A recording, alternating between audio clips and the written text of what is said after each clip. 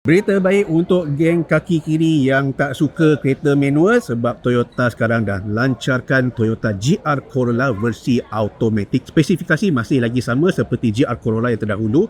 Enjin 1.6 liter turbo kuasa 300 PS dan 400 Nm. Cuma bezanya dia datang dengan transmisi automatic 8 nisbah kelajuan.